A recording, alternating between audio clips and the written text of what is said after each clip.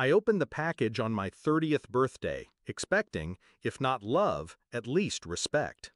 Inside was a crumpled, second-hand dress, tag dangling with $15 scrawled in fading ink. A text followed seconds later. "Sorry, but we spent your money on your sister's trip. She is a priority for us." Priority. That word burned more than the dress ever could. I typed one word back: fine, and that was the last time they mistook my silence for weakness. It wasn't the first time. As a child, I learned early where I stood. My sister was the golden one, the darling. She got piano lessons, private tutors, birthday parties with guests spilling out the door. I got excuses. "We'll make it up to you. Next year will be different." Next year never came. By the time I was old enough to earn my own money, they'd already learned the rhythm. My labor for her luxury. My savings drained for her tuition. My weekends gone to cover her mistakes. And still, I stayed. Because family is supposed to mean something. Until that dress. That night, I didn't cry. I didn't rage. I sat at my kitchen table with the dress spread out like evidence. 30 years. 30 years of bending, of breaking, of settling for scraps. And they had the audacity to mail me trash wrapped in paper and call it love? So I planned, not for payback, but for liberation. The next day, I went to the bank. I closed the joint account I'd once opened to help with emergencies. I froze the credit card I'd quietly been paying off in their names. Every string they had tied to me, I cut. I transferred my savings into new accounts. I updated my will. And most importantly, I changed the beneficiary of the investment portfolio they had always assumed would be theirs. All of it redirected, away from them. Then I waited. It didn't take long.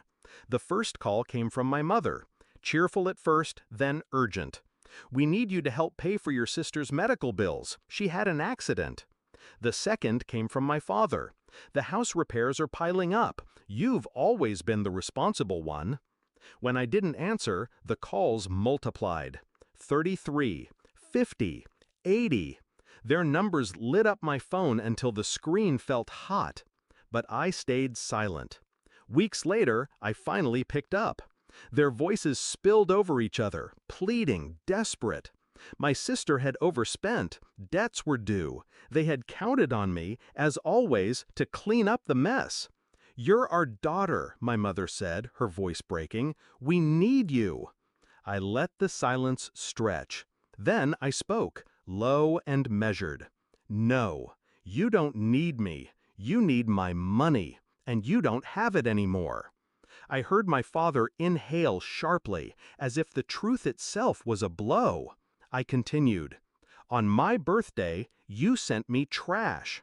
You told me, in your own words, that I wasn't the priority. So I believed you. I finally believed you." My sister tried to interrupt, her voice dripping with entitlement. "You can't just cut us off." I cut her off instead. I can. I did. And the best part? You did it to yourself. You proved to me that I was nothing to you. So now, to me, you're nothing. The line went silent. For the first time in 30 years, they had nothing to say. I didn't shout. I didn't slam the phone. I just pressed end call and let the quiet wash over me. That was the moment I felt free. Do I regret it? No. They gambled my love for her comfort, my dignity for her happiness, and they lost. Now, every time the phone buzzes, I let it ring. Because the sound isn't family anymore. It's a siren. Proof of how fast the tower of favoritism crumbles when its foundation is gone. The $15 dress still hangs in my closet, not because I'll ever wear it, but because it reminds me of the day I stopped begging for love and started demanding respect. They thought they were giving me nothing, but really, they gave me everything I needed. clarity. And with that, I buried the daughter they used. In her place, I rose.